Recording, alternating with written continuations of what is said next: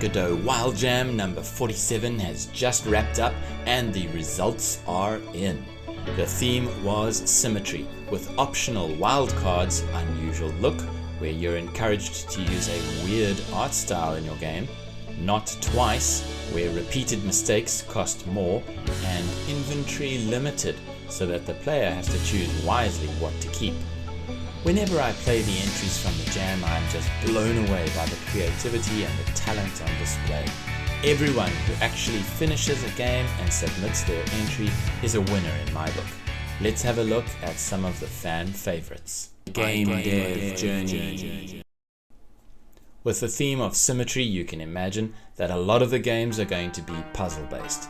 Night Cherry Blossom is a game inspired by Penrose tiling, using symmetry to create patterns and rotating each circle to mess it up. It then becomes the player's goal to restore the symmetry. Essentially, this is a sort of fractal Rubik's Cube. The game fits the theme perfectly, but I have to say that I didn't know what was going on. I couldn't even make it out of the tutorial. Still, the game looks beautiful, the music is great, and I don't even want to speculate on the mathematical complexity of creating the puzzles.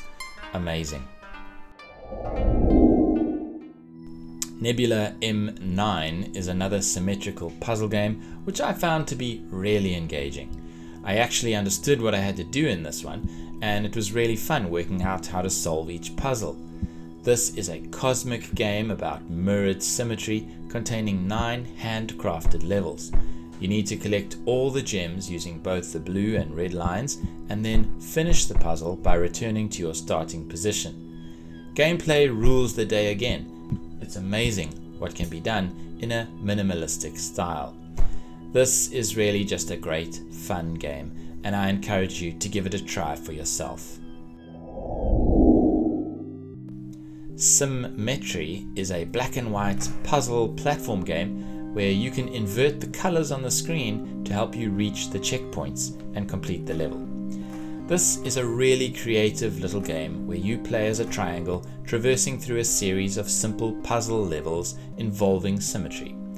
I never find the puzzles simple though, but I really enjoy trying to figure out how to solve them. The high contrast art style of this game is really eye-catching, and making it part of the gameplay is a genius idea. Game Jam entries are just so inspiring. The creativity of the human mind is on full display. Another incredible puzzle game idea is Mirrored Gaps. The first 3D entry on the list, you need to use symmetry to create gaps in obstacles. Essentially, this is an endless runner game where you are a rolling ball and you need to create holes in the walls for yourself in order to keep rolling along. I really had a lot of fun playing this one, and I literally felt my mind breaking as I was trying to work out where to place the line so that I could create the gap for myself to pass through in time.